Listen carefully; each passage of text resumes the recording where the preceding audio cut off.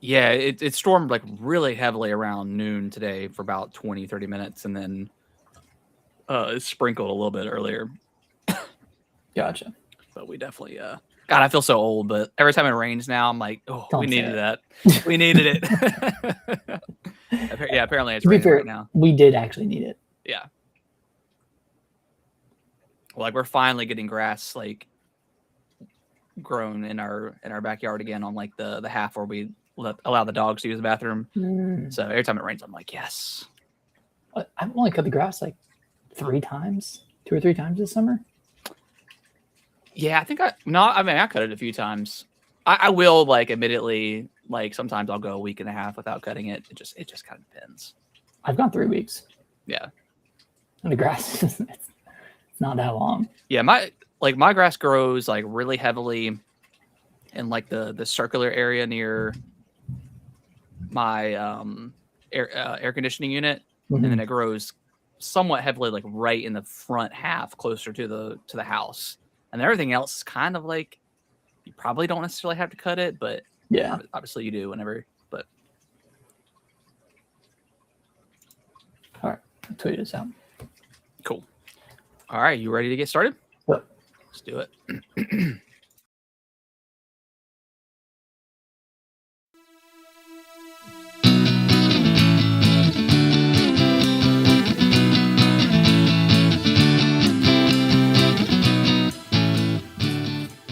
What's going on, everybody? Welcome back to another episode of Gaming with the Bros Cast, episode 317. My name is Harrison. I'm joined by my brother Nick, as always. Nick, how you doing, buddy?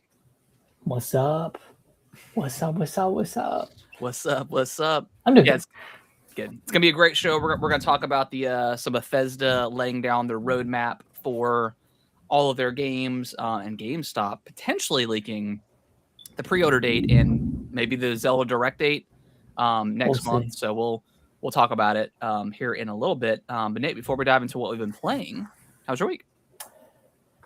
Week was pretty good. It was like first week back at work after the break, which wasn't too bad actually. Yeah. It's kind of nice. Kind of nice to be back at work. And then weekend was fine. Didn't do too much. I did watch the Spain-Argentina soccer game on Sunday. Super uneventful. I didn't realize, like, I've just kind of getting into soccer this year with the World Cup. Like, I've watched a few of the games.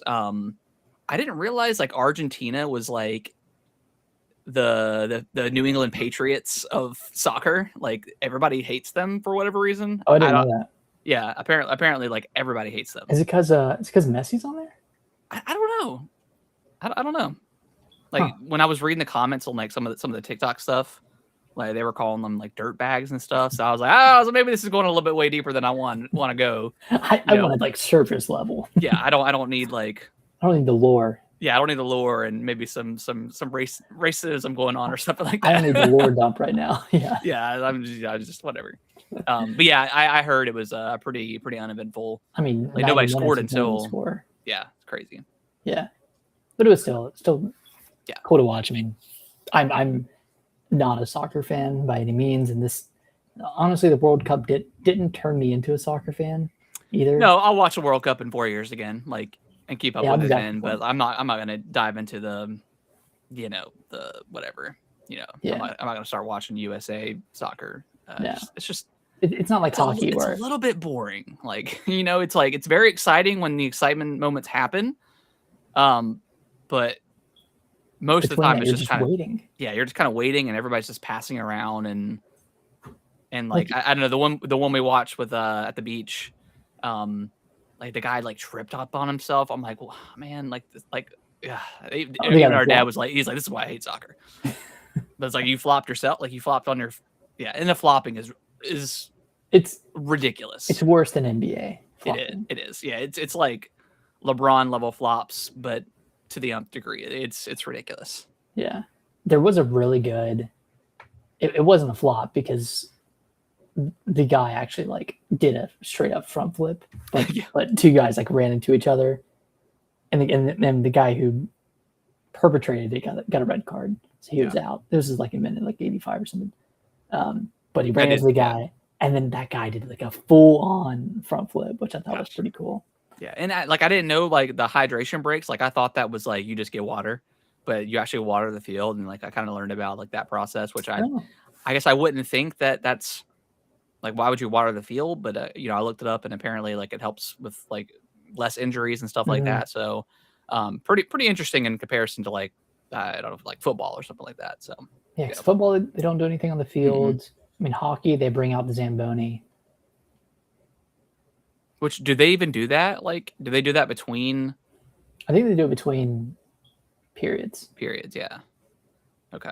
Yeah, and then basketball they're always just out of like I've dabbled in like in the last like year or so. Like I've dabbled in watching like baseball. A little like I've always kind of dabbled in basketball, but I just don't really care too much about basketball.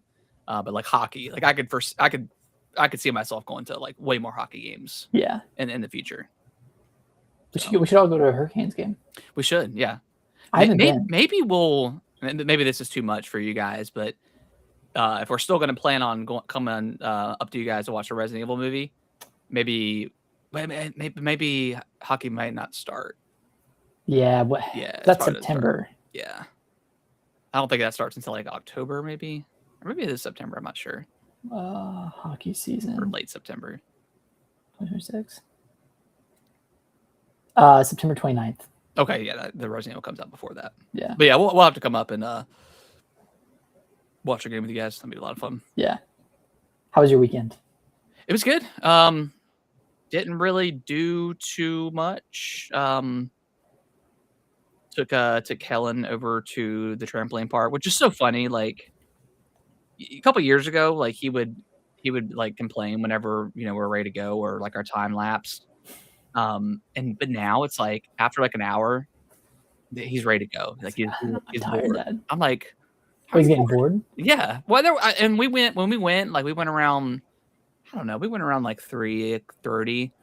And at first there was a decent amount of kids because there was like a birthday party going on. But then after that, there wasn't a ton. So like I get it, but it's like, one weekend, you need to bring him up here to. There's like this. It's like a bouncy. It's like an inflatable obstacle course trampoline park on the water. Oh, that's cool. Which I think he would really like. I need to find the name of it, but yeah, he liked that a lot. I think it's up in like North Raleigh, but it looks really cool. From what I've seen. Cool. Yeah, we'll have to bring him up to that. Yeah. Like he loved like when we went to like that like the world's largest bouncy castle thing. But it got up to almost 90 and there was no shade. So it was a lot of fun. Like I was out there jumping in with them, but yeah, after about 45 minutes, we're like, whew, it's hot. Yeah. And we took a little break and then jumped for like another 30 minutes. So, but yeah, good weekend. Played some Fortnite with my wife on Saturday. Had a good time doing that. Yeah, it was a good week. Nice. Before we get into games, did you watch the Avengers trailer? I did. How did you like it? I don't know what the hell's going on, but I liked it. I thought it was just showing a bunch of people. It was like fan servicey, kind of almost in a way. Yeah, but like not enough. Like I don't think it did the fan service job. Yeah. Like ending with Steve Rogers felt. And we already knew he was in it because he's in the poster. Yeah. But you said you liked it. I enjoyed it. I'm more hyped for it than I was before. But really after Endgame, like that was like peak.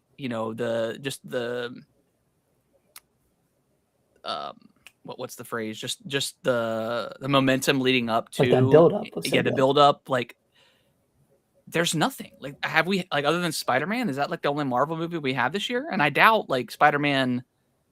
Is going to be. I mean, I'm sure he's going to be part of this movie, but maybe something will happen in this one where it'll have like some sort of build up for that. But like in person, like I haven't finished like Loki season 2. I didn't watch the Marvels. I didn't watch Secret Invasion. Well, I heard that show was terrible. I didn't watch that one. I didn't watch Wonder Uh, Man. I didn't watch That's the the one. new Avengers or Oh, what's the Thunderbolts. Thunderbolts. I didn't watch that one. I didn't watch the new Fantastic Four.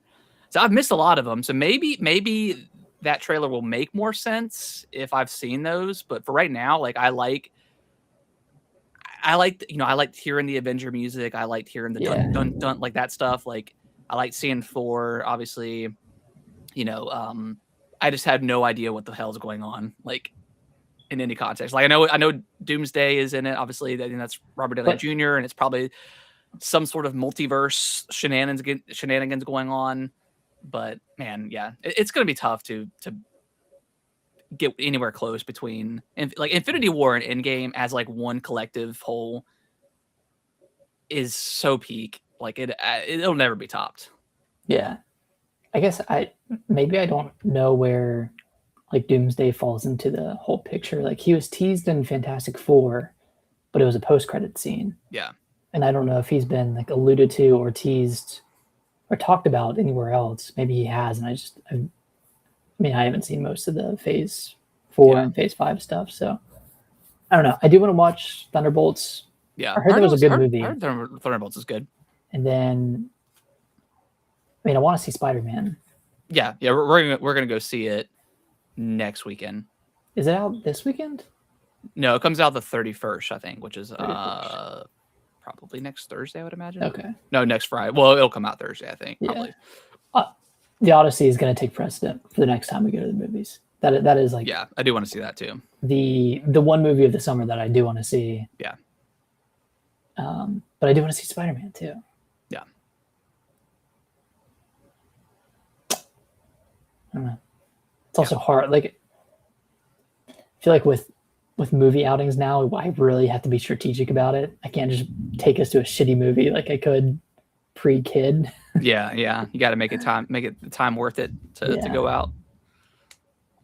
So yeah. So yeah, I'm excited. I'm excited for Doomsday again. Like I just with not watching all the Marvel stuff, I really don't know what's going on with the story. I'm assuming it's some sort of multiverse, Stark that something happens. Maybe it's something that happened with in this timeline. Something happened with I don't know, and he's pissed and he comes out. Who knows? But yeah, I'm excited for it. I'm more excited for it than I was yesterday. So. Okay. I mean, not to dwell on it, but I do think the TV shows were a detriment to the overall vision of like the roadmap. Yeah, it was a lot. Just too much. It was too much too fast, and then I feel like it took them a while to get some really interesting stuff and to actually start building out the narrative. Yeah, or at least tying it all together. I've never been a fan of like multiverse stories. It feels like a cop out. Yeah, because when someone dies, like you can theoretically bring them back, but it's not the same iteration of that that character, but they're still in the movie. It's just obviously the same actor. I just never. I don't know. And any villain since Thanos like hasn't felt like an Avengers level threat. So I don't know. Like Kane. I think Kane was supposed to be the next big one. But obviously, that actor is a shitty person, so they ended up, scrapping that. And I know like that I didn't watch the latest Ant-Man movie anyways, and I heard it wasn't even good. So, yeah, it was not good. Yeah. So yeah, it was not. So but yeah, I got to go on Disney Plus and watch. I guess I'm gonna watch everything that I've missed. But yeah, Spider-Man, I definitely want to see it in theaters. Nice. I just want it to be like we know Punisher's in there, and I just don't want it to be like I like Spider-Man 3, Tom Holland's Spider-Man 3, but it was like very like, okay, if these other Spider-Mans weren't in here, like is the movie that good? Or these other like, and I know that's the whole plot of that movie, but it felt very like fan servicey in a way. Yeah. But it was awesome. At the same time, it's cool that they were able to do it. Yeah, it was awesome. Like when that came together, yeah, super awesome. But this one, I wanted to feel a little bit more grounded, if that makes sense. Like I want it to be like a New York like a New York ass crime story. Like, I think that would be really cool. Yeah. Yeah. I have high hopes for that one. Yeah. All right. Well, let's dive into what we've been playing. Nick, where do you want to start? Let me start with Ditch Attack. Okay. Cool. I read the reviews for this, I think last week when it launched, and I almost immediately hit that download button. Yeah. Because it sounded really cool, and it is. It's a really awesome game. For those who don't know what Ditch Attack is, you play as a train driver that you're kind of like in a world that centralizes around trains, and like trains are the main form of transportation, and like it's kind of like a dystopian world, like post-apocalyptic world in a way, and like the cities are kind of set in Japan. Yeah, it's set in Japan. Okay. And the cities that are remaining are kind of like domed off and controlled by this mega corporation. And they tell everyone like, don't go outside the city. Like, you can't live out there. And like, the air in the world outside of the city is pretty much fine. But you're traveling through Japan via this train, and like the levels kind of centralize around like a Tony Hawk style type of gameplay, but you're on rails. Like, well, literally, like you're on the train rail, but like it's kind of on rails where you're jumping and doing tricks, and you can jump in the air, and you can switch between rails, and you kind of have that freedom of movement when you're jumping in the air. There's like a bunch of tricks you can do. There's like wall riding, and from what people have described it as, like it's like Jet Set Radio mixed with Tony Hawk, mixed with like Subway Surfers in a way, because it kind of feels like Subway Surfers. Yeah. it really does. But I'm really enjoying it. Like each level is fairly different. They're not all just like, oh, go A to B. Some of them are, hey, you get into this level, it's kind of like a sprawling level, and you can go in one of three directions to do these three objectives, and you can do them in any order you please. Oh, that's cool. And then there are like races. There are some levels where you're going around a track in circles, and you're trying to achieve a certain goal within that track. And then I haven't gotten far enough in, but I know there's like train customization where you can unlock new trains that have different abilities or different. It's linky. I don't know, different like modifiers or something. But it's a cool game. Like it's very arcadey. It's like it's very, very, very level based. So if you're looking for that kind of game, I would recommend it. If you're not looking for something that's like strictly level based, then I think it's like $20, right? $20. Yeah, $20. This is not a Switch 2 exclusive, is it? No, it's on all consoles. Okay. Yeah. I know there's a demo on Switch 2, which I haven't downloaded, so I've been meaning to try it. But it's very fun. Cool. There are a lot of different like tricks and button inputs to this game, so like it uses every button. Yeah, like it can get a little confusing, and it's gonna be one of those games that's kind of difficult to go back to. Because you forget, like, oh, you don't have to do this for this. But I'm really enjoying it. Yeah, it was a great pickup for you for Fantasy Critic, because it gave you 19 points. I was like, man, I'm getting super cooked in Fantasy Critic. So I did some sneaky pickups this week. Yeah, that Pacopia DLC was going. Yeah, because I mean that's a whole other biome. So like, and Pacopia scored like 90, something like that. So hopefully I'm hoping as well. Yeah, I'm hoping it's in at least the 80s. And then I picked up Beast of Reincarnation, Final Fantasy Resonance. I'm expecting like an 82, 83 for that game. Yep. That's where most 2D HD 2D games fall in. And then Valor Mortis. This is like the first person Napoleon era Souls-like game. It looks really cool. Andy Cortez from Kinda Funny has been like raving about it. He said it could be like a sneaky like game of the year kind of game. So I was like, let me go ahead and pick it up. So we'll see. Yeah, that could go either way. Yeah. But I'm rooting for you, kind of. All right, Nick, tell me about Rhythm Heaven, because you have loved this game. I'm kind of loving it, dude. Yeah. Not even so I really like the main mode, right? Which is you going level by level and playing a bunch of weird rhythm games, and then you play 4 in a row, or you play 4 in each stage, and then the fifth level combines them all into one song, right? So you're like Okay. instantaneously switching between each of the different mini games. So you're kind of like switch your mindset on the fly. Like remember, oh, I need to do this button input for this, or this is like the pattern Now, that shows up. is it instruments you're doing? Like you're building the band, and then at the very end, it's everything's coming together. No, it's like Okay, just random mini games. one example is like you're a soccer player and the ball is thrown at you and you hit the button, or you time your button with the kick. Okay. And then it's like, oh, they'll throw it at you and you have to hit it with your chest first. So you flick the left stick and then you hit it with your foot with the A button. Okay. So you're kind of just pressing buttons in rhythm with various things that are happening. Like I'm sure you've seen the trailer, but the girl that's cooking, like she's catching the tomatoes and the broccoli that's coming at her. So you're pressing A for those inputs essentially. Gotcha. Okay. So there's that, which is like the main mode, and that takes place across like 30, oh no, it's like 40 levels.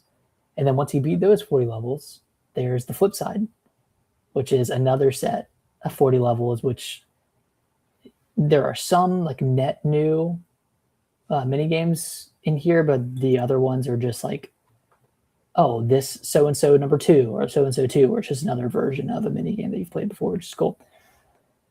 The modes I've loved outside of the main game are the drum mode, which in the clips you can just free drum, man. It feels really good to drum. Like I don't know, it's just so smartly designed. Like every single button on the controller is used for some sort of input.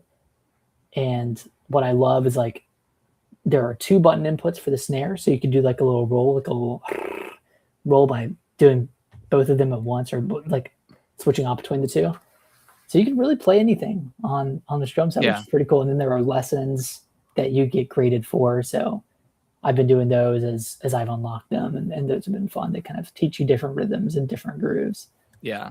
Nick's been posting clips on the TikTok about, or guess the song, and it's good enough to where you can tell like what, Move Along by All American Rejects and some other ones. So like it's good enough for you to pick it up, for you which to is cool. be able to guess it, which is awesome. And then the mode I've loved the most is Beat Spell. Yeah. And I think I talked about this last week, but it's like the RPG light kind of thing. Yeah, like RPG rhythm fighting game. I beat the campaign, which probably took 2 to 3 hours to do. And then after you beat it, you unlock I think it's called like random cave quest. And it's a randomized cave quest that takes you through like probably 10 to 15 fights, 10 to 15 battles, and in between the battles you can get like treasure chest. Like it's the roguelike thing where it's exactly like Slay the Spire, where you choose your path. Sometimes you choose a treasure chest, sometimes you choose something that gives you some sort of boon or a boost. And you can like upgrade your spells along the way. You can find like secret spells, which is really cool. Like this mode opens up the game a lot. Like it introduces new spells, new mechanics.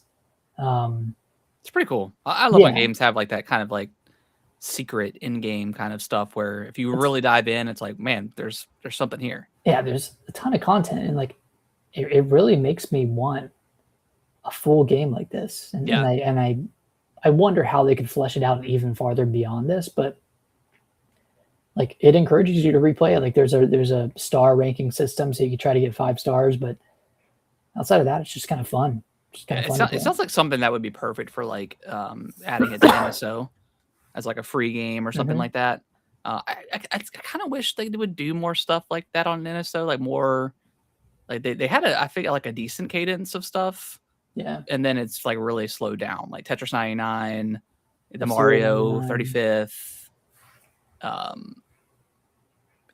F-Zero 99, and I think there's been a couple of other things, but yeah, I wish they would add more stuff to that. Yeah, I get it. Beat Spell.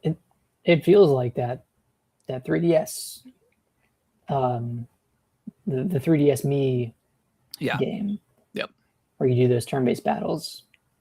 I really enjoyed it. I think it's awesome. And this game has a plethora of mini games that I haven't even played yet. And I made Alicia try the 2-player mode with me, which cool.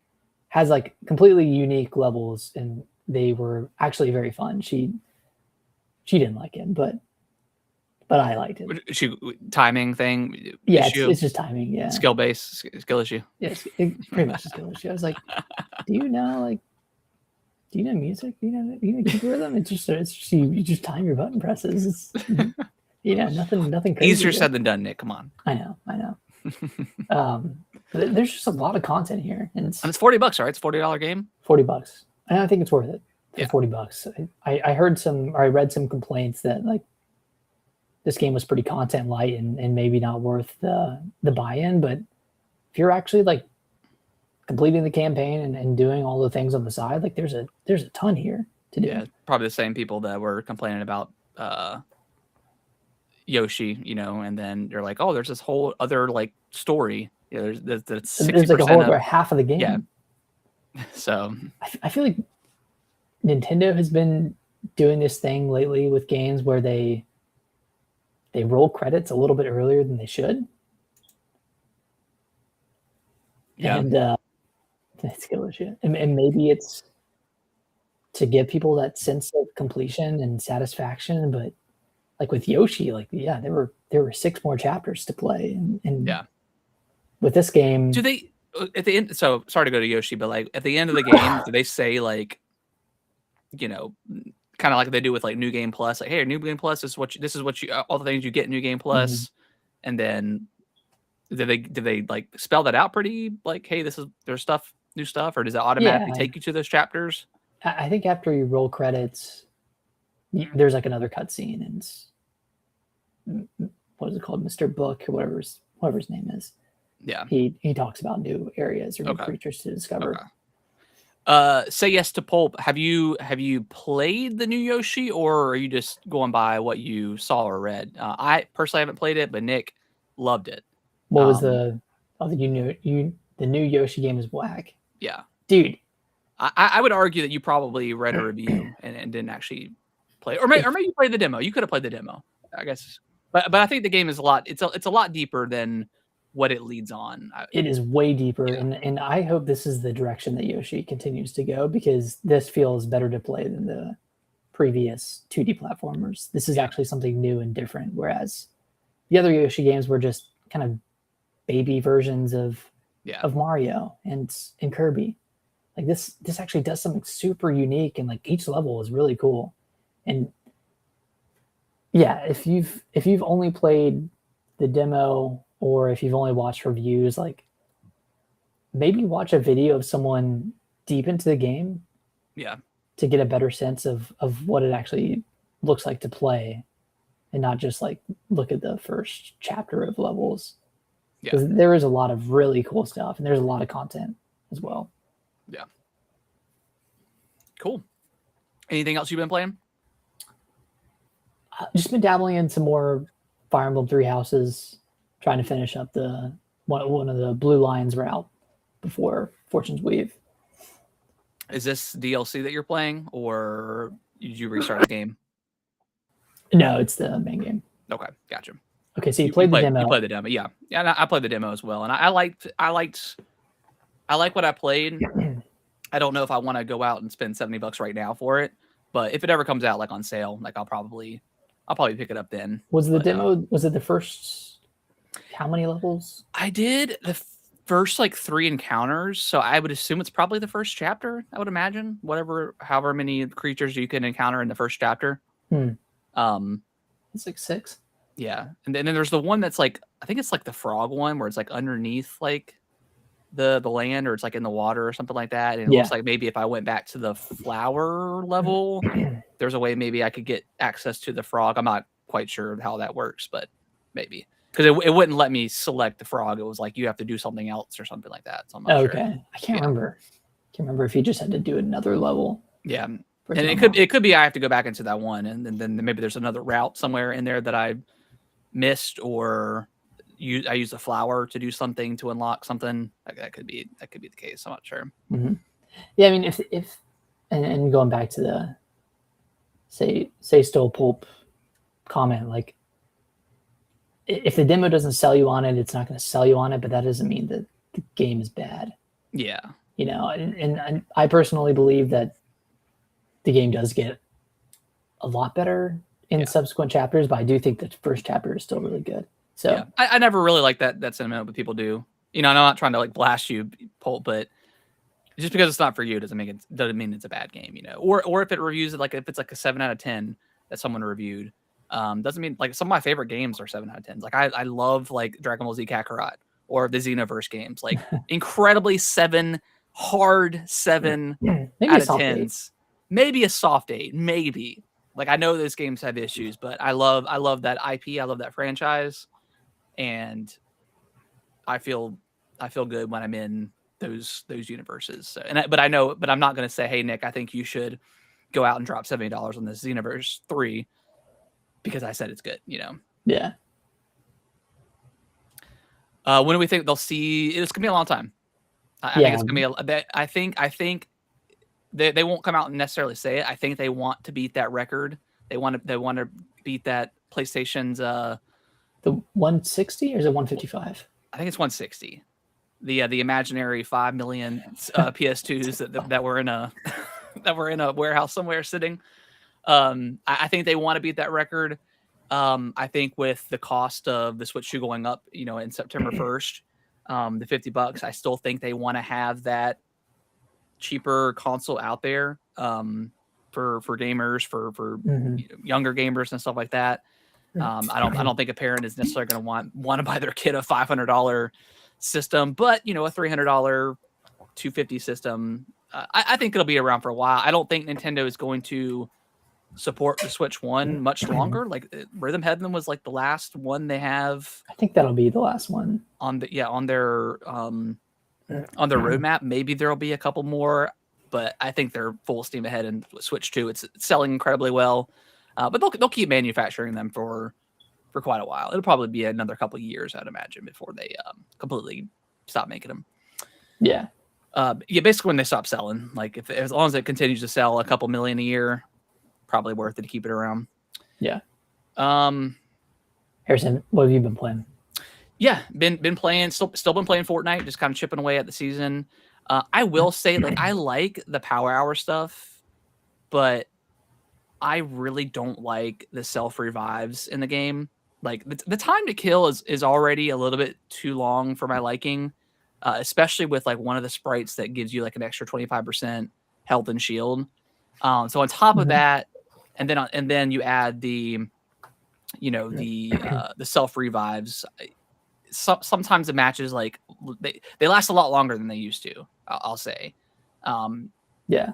So little frustrated with that, but I do like the new like bus mechanic at the very end where you can extract and multiple people can extract. So it's like, as soon as you see that notification, you have 2 minutes to get to the thing, and it's like one of those things where, okay, do I risk it and do I jump onto the bus when there's 30 seconds left and maybe throw out a turret and just hope and pray that I live, or do I wait till 10 seconds and I use one of the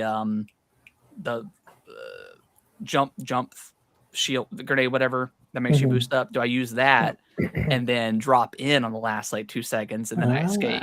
So different strategies depending on how close you are. So I do like that mechanic. But yeah, time to kill is a little bit long for my liking, but especially with that self revive. Yeah.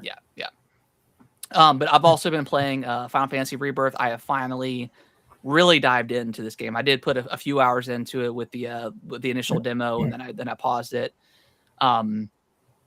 This game rocks, dude. It slaps so freaking hard, man. I'm loving it way more, and I already loved Remake, but I'm loving this one even more. It is the perfect podcast game because it's very checklisty. Like you're doing the world intel, you're finding like the mines and stuff like that, and you're collecting information about the Titans or whatever. Then you're doing your various side missions and all that stuff, and it is very checklisty, but I love stuff like that. I had to stop myself last night because I 100%ed the first area, the grasslands, and I'm on the second area now. And I was starting to like, I was filling up like the stuff, and I was like, I really want to see what the story. Like, I do need to see some more story. So I stopped, and I started doing the story. And like, there's this one part where, you're trying to get up into the upper city. You kind of are in the lower area, and there's like this whole like dolphin mini game where it feels very much like Mario Sunshine with the bloopers that you're going on, but like you have to like do the drifting and hit the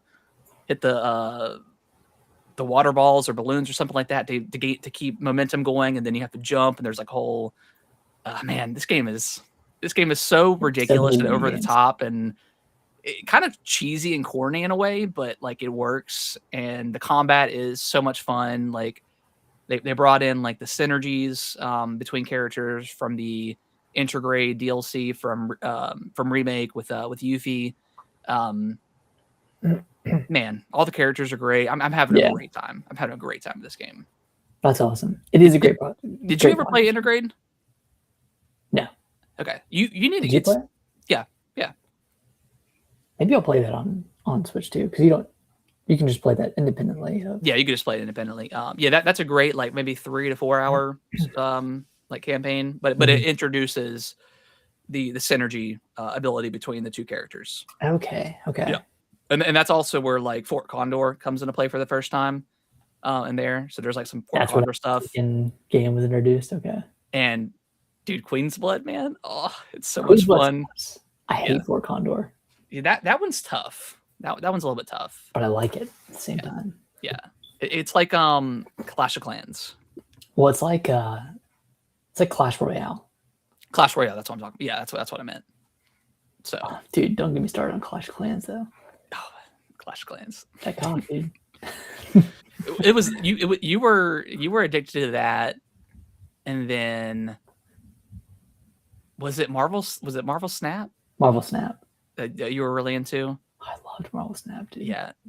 I played a decent amount of Clash of Clans, and then I played a pretty good amount of Marvel Snap, and then I was like, I can't do it anymore. I can't do it anymore. There was that funny story of like, I didn't do this by the way, but there was that funny story that Jeff Grubb was talking about on his podcast where he's like, I'm 100% addicted to this game because I found myself driving.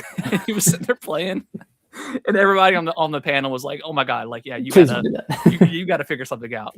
But then Hearthstone was a big one for me for mobile. Yeah. Other than that, I don't think I've really gotten into anything since Marvel Snap. But when I was in college, like me and all my roommates and all my friends were like really into Clash of Clans, and we would like get into raids together where you like go against like another set of 10 people. Oh, I didn't get that deep into it. I just played. And you can base. And you start the raid, and all of you like choose which village you want to attack out of the 10, because there's the number 1, which is the best village, and there's number 10.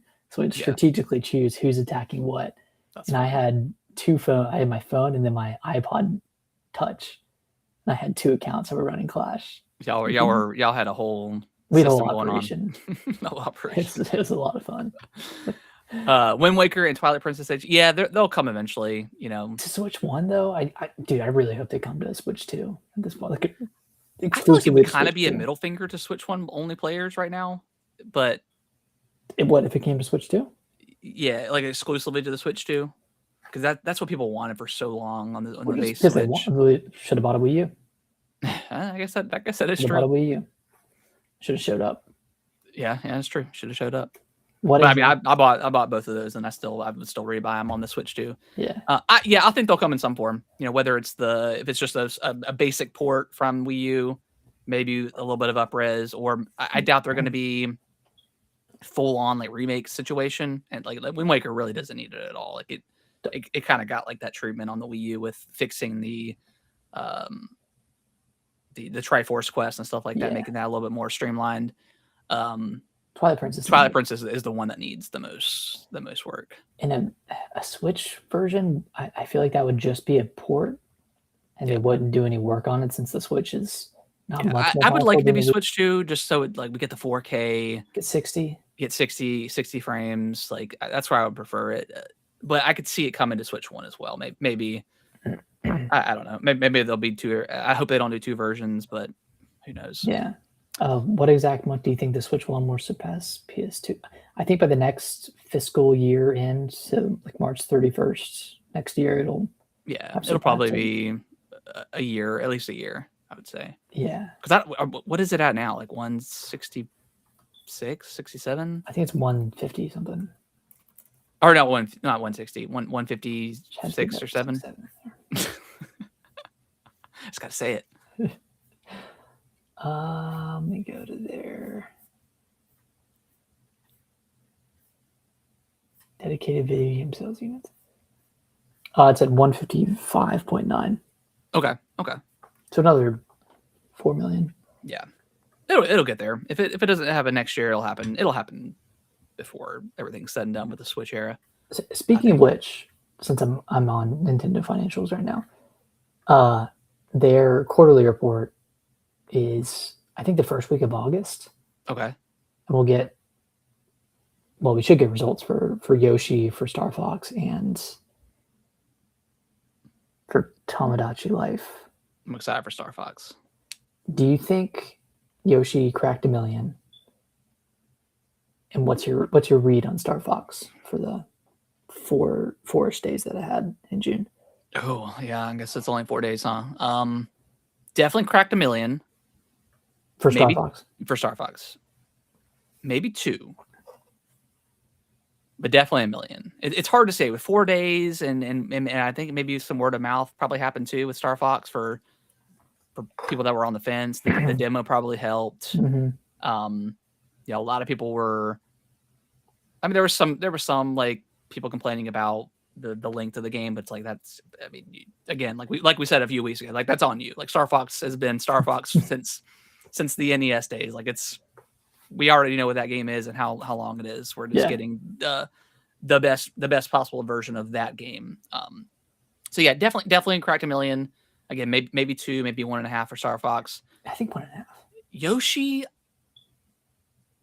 I don't know. They just recently put out the demo, which makes me think it didn't. Which makes me think, it probably didn't crack 1 million. But maybe it did. I mean, with the Mario movie, maybe, around that time. But if Mario Tennis can't do it. Yeah, but that was 70 digital though. That was 70 digital, and I think Mario sports games have got a bad rap, deservedly so, on the Switch 1, and this is the first Switch 2 game. And you say it's pretty in depth. There's a lot going on with that game, but is it still worth 70? That's up to the individual for that. But between you and God, I don't know. Yeah, I don't know. Yeah. Maybe it cracked 1 million, barely. But I don't even think like Japan showed up for it. Yeah. So normally they can carry. And with it being 60 digital, like I think if it did crack 1 million, I think ultimately the variable pricing was a great decision. I mean, as a consumer, it's a great decision because we're getting games cheaper, and then all the retail outlets are also matching that digital price. Mm-hmm. We're getting physical for that same price as digital. I'm gonna say yes. I'm gonna say because it was $60 digital, it was number 1 on the eShop for at least that week, right? Yeah. But so is Mario Tennis. Yeah, I guess if nothing else was selling that much, I guess it could be number 1. Yeah, I'm gonna say yeah. I'm gonna say it is. I'm gonna say it is. I think Star Fox will be like 1.5 million. So something like that. Do you think Switch 2 is Nintendo? No. Last console? No way. There's no indication on why.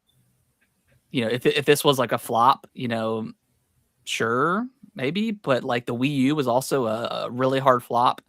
That kind of pivoted Nintendo to make the NES and SNES like minis to kind of compensate for not having any console sales. But Switch 1 was on like a generational run with how much it was selling, the games it was selling, like. And Switch 2 is already ahead, like the fastest selling console of all time. So yeah, there's no way this is our last console.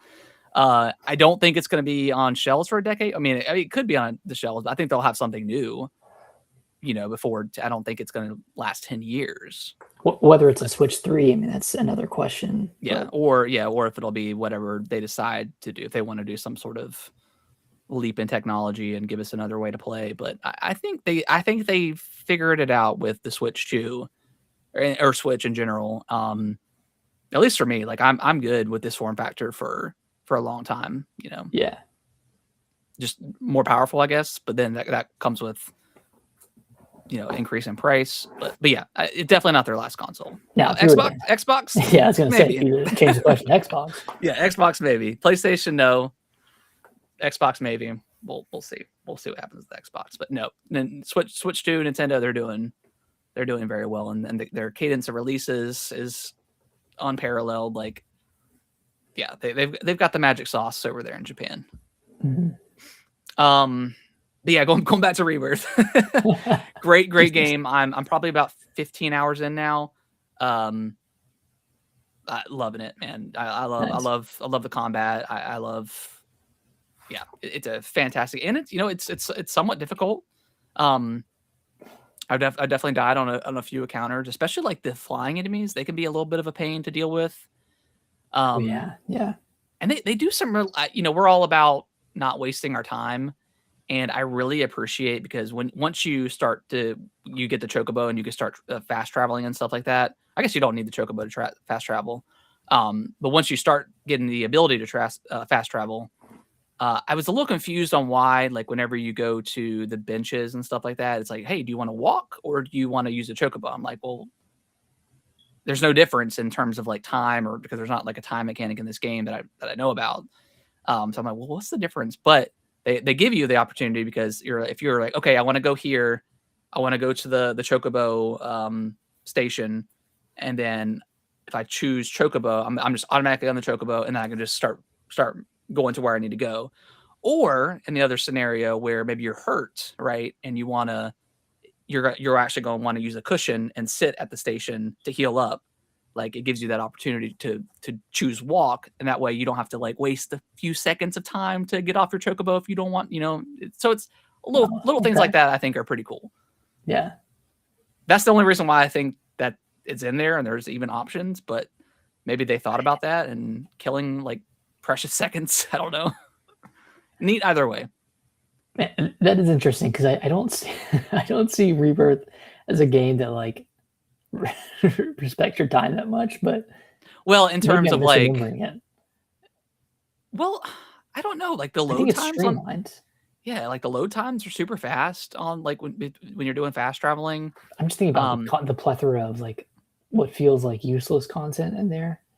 Yeah, I mean, there is a lot of like, but it's optional. So yeah, go grab something from this and bring it back to me. Like, there's one mission where somebody got their card stolen or lost it in the game, and you have to go beat the guy and to get the car back, and then you go back to the bartender, and he's like, "Oh, well, actually, it turns out that I don't really keep track of my stuff, so you could just have this card." And I'm like, "Okay, cool." So it's just like dumb, like little missions like that, but like it's so quirky and like just charming that I love like the cheesiness of it in a way. And like, it's, yeah, God, this game is good. Dude, I wish Square was better about the Switch 2 and would offer freaking cloud transfer. Yeah, they are the worst when it comes to that stuff. Like, I just don't get it. I don't get it. Like, we should, if you're not gonna offer an upgrade path, which is also, I think, ridiculous and kind of a slap in the face to your consumers that supported you on the Switch 1, at least have save files. Like, it's right there. Like, Octopath 1 and 2, it's crazy. It can't be that much more money to do that, right? Like, it can't be.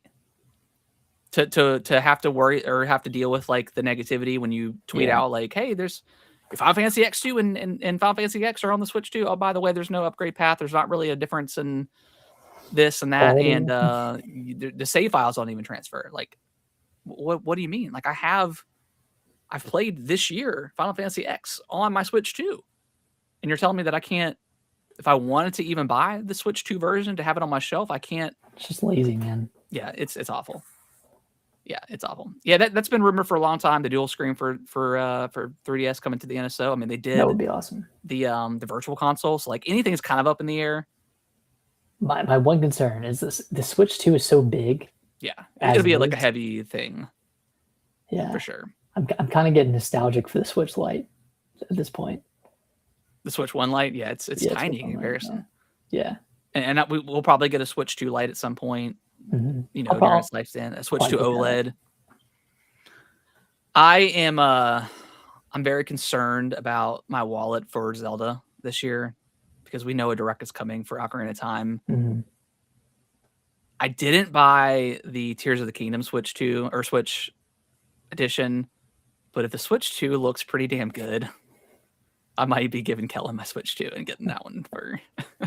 You already have a plan. Yeah. So we'll see.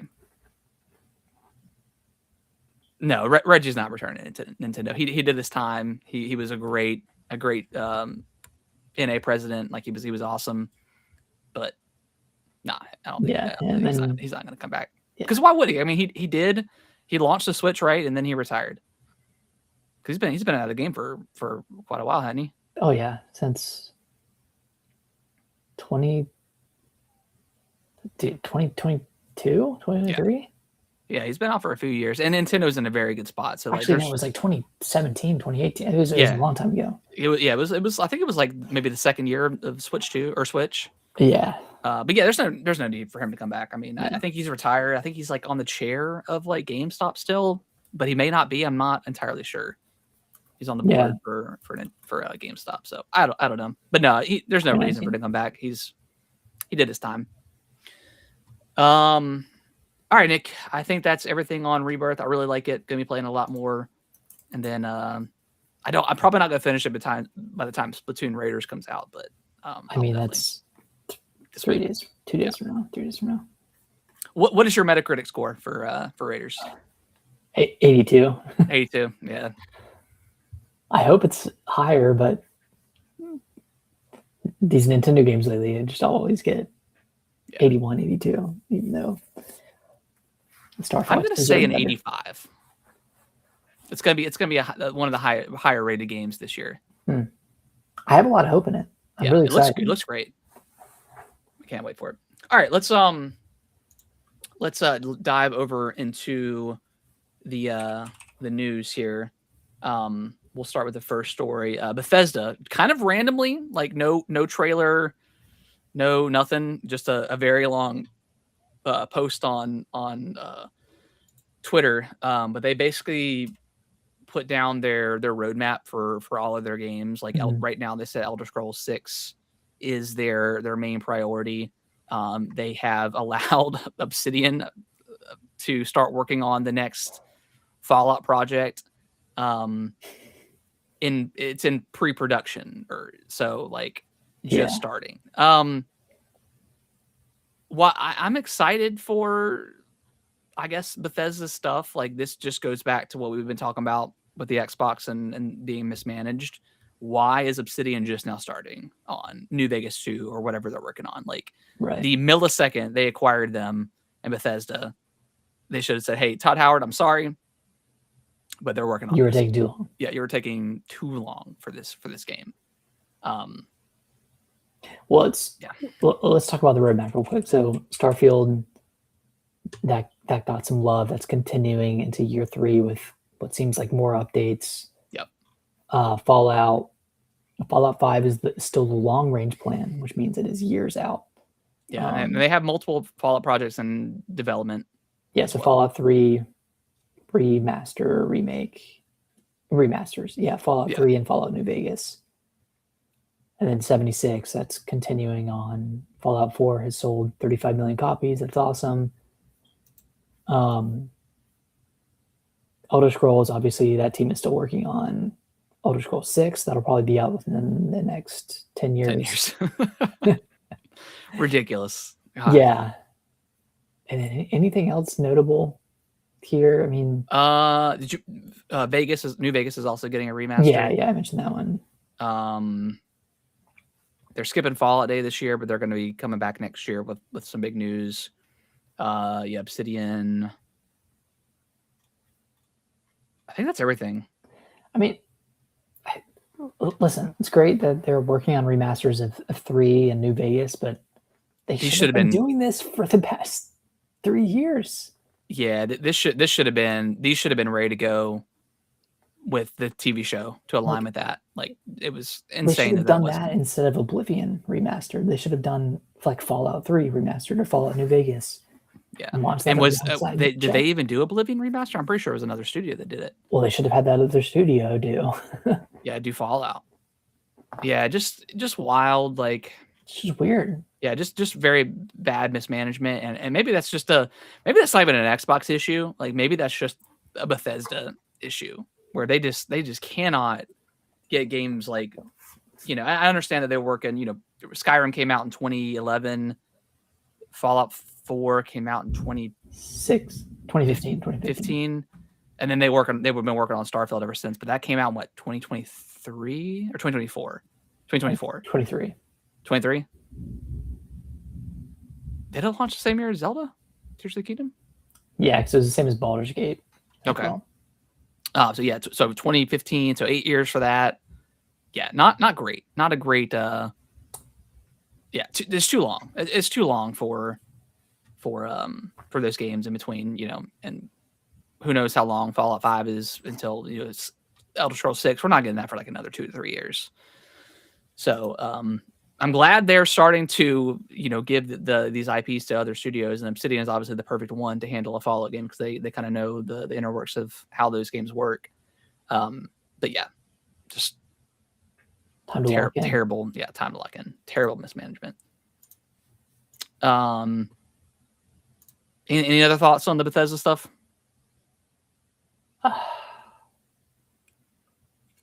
Not really. Are you even excited for the next Fallout or Elder Scrolls in general? I'm excited to see Elder Scrolls 6, but I have a feeling I know what it's going to look like, and I know what it's going to be like. But I do think like out of all the games in a post GTA 6 world, Elder Scrolls 6 is like the only other game. That's like the next like big open world RPG, right? Like maybe Witcher 4. You could throw that in the mix. 4, like the next Zelda. Yeah, what the next Zelda. That's like the big 4, right? Is there anything else? Witcher 4, Zelda, nothing GTA. else from Xbox. PlayStation doesn't really have any open world like first party stuff. No, I mean like Intergalactic might be open world. Spider-Man, maybe Spider-Man. Yeah. All right, cool. See, I'm on the fence too. Like I'm excited for what those games are, but I just had like Starfield did nothing for me, and I think after Starfield, I genuinely concerned for myself for those games. Like maybe I just don't like the presentation anymore of these games. Maybe I just don't like how they look, how they feel. Yeah, I don't know. We'll see. All right, and then the main topic, Nick, GameStop last week, they potentially leaked the pre-order date for Zelda Ocarina of Time. The listing has since been removed. If you go to GameStop right now and type in Zelda Ocarina of Time, there's not even a page for the remake. It just has like some other Zelda related stuff. And potentially August 4th, that's like the pre-order date. That could mean that could be the next direct. That could be the direct. It is on Tuesday, so it kind of falls in line with their typical release schedules for their directs. So that could be. Nate the Hate did come out on Twitter and mention, hey, no, this is not. They didn't actually leak this. This is actually, if you type it in now, it links to Beast of Incarnation. But then also like, and a lot of people are like, oh, okay, yep, debunked, not a thing. But if you go in and type in Zelda now, over the last couple of days, different games have popped up, so it's not necessarily tied to Beast of Incarnation. So I don't think necessarily Nate the Hate debunked it. I think a lot of people were saying, obviously whenever Nate the Hate speaks, it is gospel, right? And I don't like, I'm not a big fan of Nate the Hate. I'm not a big fan of him ruining all the announcements. And I will carry that on until the end of time. So I don't necessarily think that is completely debunked. It could be, right? It could be debunked, but I still think there's a potential that maybe something's happening on the 4th. Probably not, but I don't think we can't completely discredit what we saw before because he says something. That's true. And regardless of whether or not this is an actual leak, I do think early August is an appropriate time frame for a full-on Zelda reveal, because we know like Splatoon is this week, the Dust Bloods is the end of August, and we didn't put that on here, but they're having a network test at the end of August, and then September is going to be Fire Emblem. So I'm assuming there will be a direct for Fire Emblem in September. Yeah. October, probably Dust Bloods release plus Switch Sports, and then Zelda release in November. Yeah. So like when do you reveal it? You reveal it sometime in August. Yeah, I think it's a perfect time. Get past Splatoon Raiders. I never expected to see anything Zelda this month. With Splatoon right around the corner. Mm-hmm. But yeah, once that ends, I think starting August 1st, or I guess August 1st is a Saturday, but I'd say starting August 3rd, like the floodgates are kind of open, and any time after that is Zelda time. So I think it'll be in a Zelda themed, like a Zelda 40th anniversary direct, and they'll have this game, maybe another collection, like maybe the Wind Waker and Twilight Princess games, and then maybe a trailer for the movie, because that movie has, I think, wrapped filming April 30th. So we're getting close. Yeah. It's wrap filming, so they could put in some sort of like teaser trailer together. So yeah, I do expect like a full big like blowout for the 40th. So. Do you think we'll see a 2D game at all? I know there was that rumored like game replay is Ganondorf. Yeah, but that might be a next year thing. Yeah, I don't know. We'll see.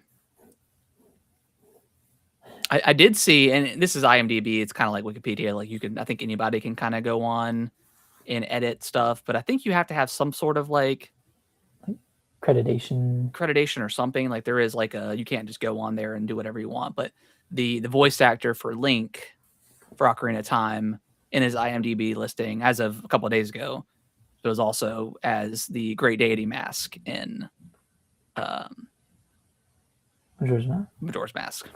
Wait, who plays the adult voice actor for Link in the Ocarina of Time remake? Oh, the remake is listed as the Great Deity Link in Majora's Mask, which is like essentially the adult Link. Do you think we would have a 1-2 punch? I don't know if we would get it next year, but maybe the end of next year or summer, or maybe they want to have, I don't know. We definitely wouldn't get it in November, like Ocarina of Time in November, and we would turn around and get Majora's Mask in like February or March or April to try to align with the movie. Holiday next year. But maybe holiday next year. Because again, like that's kind of how Ocarina of Time was. Like they same engine, obviously they use a ton of the same assets, and they got that game out, and I think like a year or 2 years and 1 month after Ocarina of Time. So I'm sure that they're going to use the same exact engine and art style for Ocarina of Time if they're doing Majora's Mask, of course. So yeah, I don't think we'll wait too long for Majora's Mask. I think we'll get it either the end of next year or maybe early 2028. That would be a quicker turnaround than the 3DS. Yeah, remasters. Yeah, those are like 4 years apart, I think. Right. And maybe they'll hold it. Maybe they don't want to blow their Zelda load. I don't know. I'm sure they have plenty of Zelda projects. Yes. Yeah. Because who knows, like when the next, I mean, Tears of the Kingdom come out in 2023, the next open air Zelda. 2027? Wait, no, that's next year. 2028? 2028 maybe. So there's always something Zelda every year. So whether that's a 2D Zelda, top-down Zelda, a Twilight Princess, Wind Waker ports, maybe a Warriors game. I don't know. I don't think we'll get another Warriors game until after maybe the next open air Zelda. Yeah. they could do something with that. Oh yeah, I hope we don't get one for a while. So, yeah, I don't know if I believe this leak. Yeah, but I think the timing makes sense. Yeah, timing makes perfect sense. Do you think this is going to be a reimagining or a remake? I don't think it's going to be on the scale of like Final Fantasy is, but I think it's going to be. I don't think it's going to be a one-to-one remake. Like I don't think it's just going to be. No. I think it's going to be. I think they're going to add content to this game, like more side missions. Maybe give us an extra dungeon, like give us that light temple dungeon. I think they're gonna they're gonna add stuff into Hyrule Field to make it feel more alive, right? Yeah, I don't think it's gonna be like a straight 1-to-1. At least I don't want it to be. Like the 3DS was definitely a 1-to-1 remake, just made the quality of life better. Yeah, we already got that, and that's the best version of Ocarina of Time. Like I want, and those games exist, right? I want something that's maybe not necessarily on the reimagining side, but like a little bit closer to that than a proper remake or something like that. Well, what about you? Where are you? Yeah, what do you want with this? I'm kind of in the same boat. Like I would be happy with a remake because it's been a long time since I've played Ocarina of Time, but I would like them to flesh out Hyrule Field and maybe add those like scrapped mechanics of the medallions having abilities attached to them. That'd be cool. Get like some sort of sage ability or something like that. Yeah. But at the same time, man, like Ocarina of Time is that game, dude. Yeah. If you remake it, that's also fine. Yeah. And I'm sure like even if they leave Hyrule Field barren with the visual updates, I'd bet it'll look more alive than the Nintendo 64 version. Yeah. I mean, just obviously visually, I think it's going to look stunning. And it's going to have like the orchestral behind it. So it's going to sound like all the music is going to sound so good. Like, I can't wait to see it properly. Whenever that is. And hopefully it's soon. Hopefully it's like at least like the first week of August. Cause I just want to see it. I just want to see it. See it, dude. I thought they were going to show more, but it's okay that they didn't. No. And like I said, like that direct I think was good. I think the way they showed Zelda was awesome. If we didn't already know about it and it wasn't spoiled for us, like that's my biggest gripe. Direct. Yeah, that was my biggest gripe with that direct and Nate the Hate and a lot of people like when he posted like he's like, oh, it's not actually happening. Like they're like, dude, just go away. Like just get off the internet, please, because like and he's like, oh well, how did I ruin the last direct? I'm like, dude, you ruined a huge moment. Like the greatest game of all time, highest rated game of all time, getting a remake. Obviously, it's been rumored for a long time, but like, we didn't actually know if it was actually a thing, and you ruined it. You did. And if you can't see that, then I don't know. You're a prick. I don't know. Yeah, even the Switch Sports reveal, like that could have been a cooler pop off moment. Yeah, than it was. I don't mind if you're like, hey, a direct is happening next week. That's fine. I just don't need to know what's in it. Yeah, I want to be surprised. That's why I watch these things, is I like to be genuinely surprised in a world where everything gets spoiled nowadays. Like I want to not know about things. Like I don't want to know about remakes and sequels. Like I just want to go into it and be surprised and excited. I feel like that's not too much to ask, but it's really not. And I know it's like you could say, oh, well, just don't be on the internet and don't follow that person. I don't follow this guy. Like I don't watch any of his stuff. But everyone reports but it's gonna be on the internet. Like I'm not gonna see it. Yeah. So it's frustrating. Well, hopefully, but we'll see. The Zelda Direct, if there is one, does not get spoiled. Hopefully, the September Direct does not get spoiled. Aside from Metroid Ravenous, which we know exists now. Yeah, and that was like the ESRB rating or PEGI rating or something like that. Yeah, it's like a Brazil rating. Yeah. So like, man, like I would love like a Metroid Direct, like a 40th, because Metroid's celebrating its 40th anniversary this year. So like I would love to see something. I would love Nintendo to show some love with Metroid. Mhm. And obviously, like if Ravenous comes out this year, dude, this is going to be like one of the best years ever for Nintendo. Like Yeah. Metroid, Zelda, and all in one year. Metroid, Zelda, Star Fox, Star Fox. We got some Yoshi love. I mean, Splatoon, Splatoon is going to hopefully Fire have a great Emblem. game. Shit, Fire Emblem, yeah, peak year, cinema, it might be cinema. Even without Metroid, yeah, if Splatoon, Fire Emblem, and Zelda all pop off, yeah, it's gonna be a fantastic year. yeah. And the Dustbloods, like they Yeah, kind of doubled Dustbloods. down on 2026. So maybe that's actually going to come out. I mean, that's still up in the air. Obviously, We'll be at the network test, so that kind yeah. of somewhat. And I'm sure, I'd imagine, like whether or not you get into the network test, I'm sure they're going to have some sort of trailer to go alongside it, right? I would hope so. Because like when they showed it off in the last direct, it was literally just like still Shit just pissed me off. like that was just I would rather not even be in there because like they didn't do anything for the game. They didn't show off. They showed off there's gonna be a network test, right? But they didn't give us a date for those. So yeah, they didn't really change the game. What is this game? Like you're telling me you can't muster up a trailer of some random gameplay or like something random cinematics that aren't just repeats from last year. Yeah, that pissed me off. Are you excited for Dustbloods? I'm like as excited as I was for Night Rain. Yeah, and after playing Night Rain, like it was a really cool concept. I just didn't love it.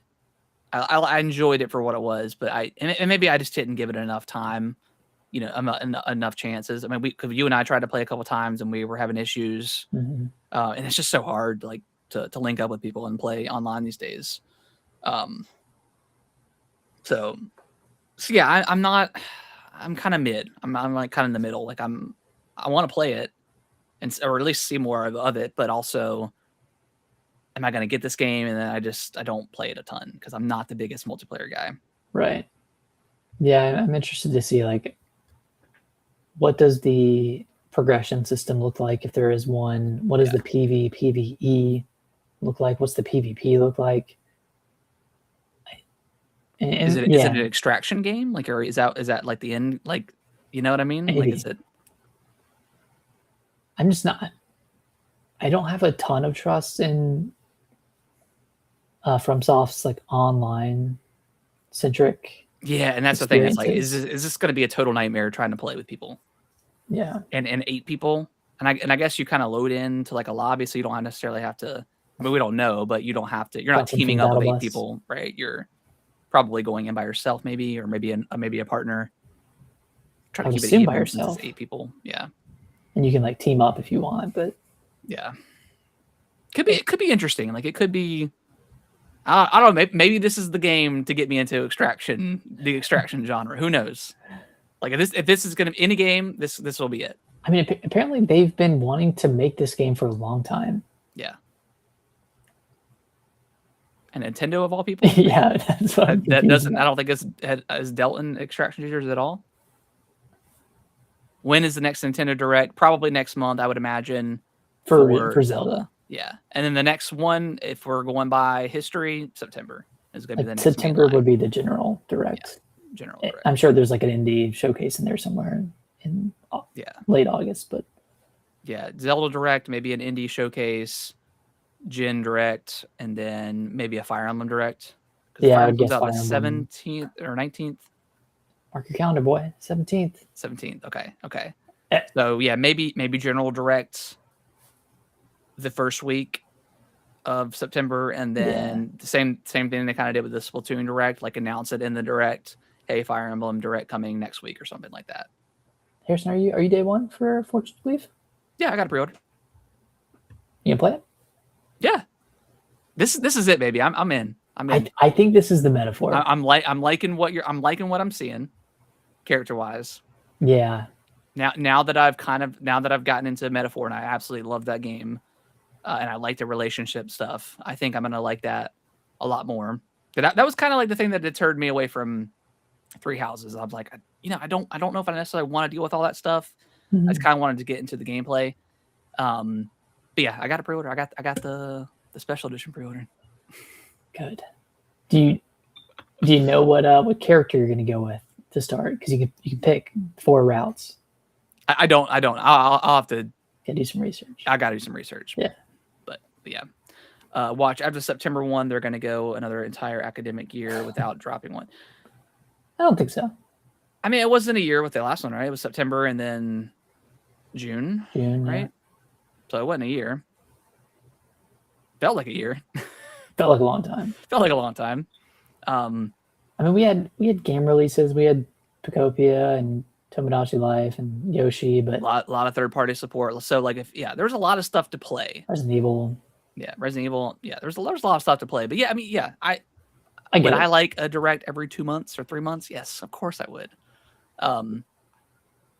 Because you run into that problem where, if you wait so long and then the direct is not for you, if there's not any games that you want to play, then it's obviously mid, and then you have to wait up anymore. But yeah, I think we'll probably go down to maybe two big directs a year, sprinkled in with indie directs, game dedicated directs, celebration directs, whatever. There's another big anniversary direct or something like that. But yeah, I don't know if we'll get 3 every. I don't know. They could change up the cadence next year and go back to what we're used to. February, June, September. This year was June. So far, that's it. We don't know. We don't even know if there's gonna be a September one. Who knows? Maybe it'll be like October or November this year. Yeah, we'll see.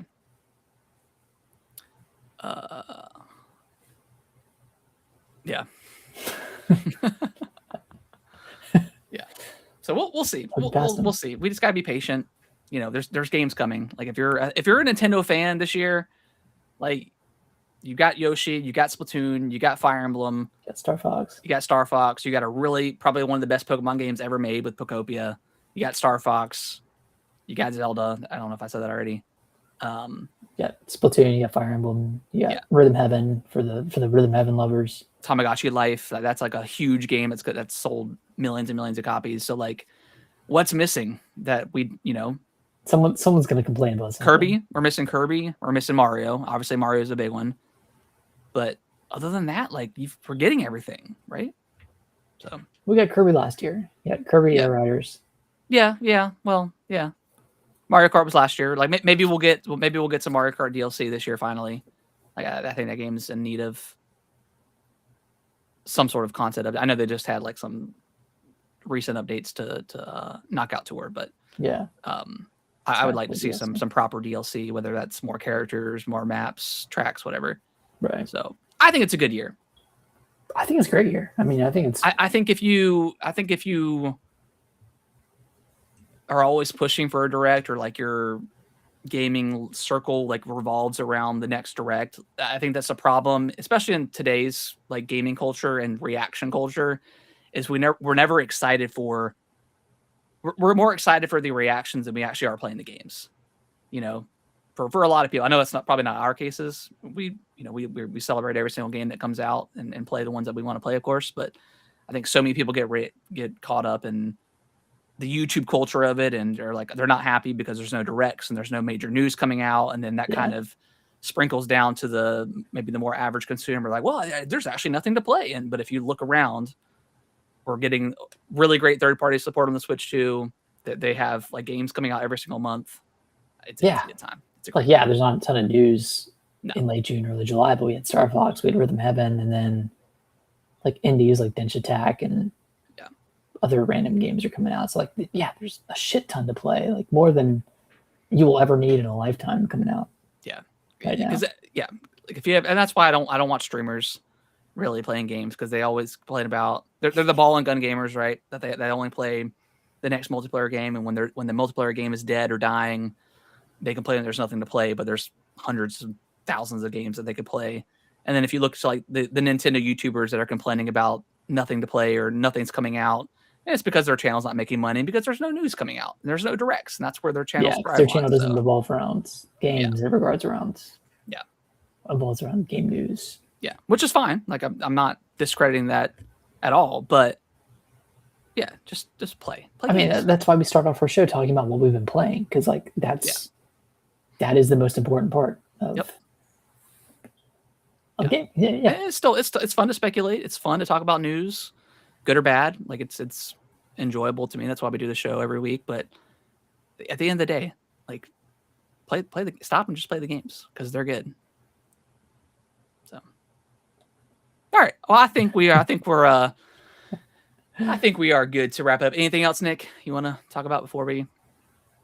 No. Talk about no. I mean, thanks to Say Yes to Pull for chatting with us and asking these good questions. Sorry, we're not trying to like dog on your questions. They're just no. These are just good talking points. Yeah, good talking points because it brings up other conversations and other stuff we hear around because we're always online too and we see all the stuff. Yeah. But we tend to not complain about not playing things because we play on every system and every console. And there's a lot of times we play games that people don't like, so that's okay too.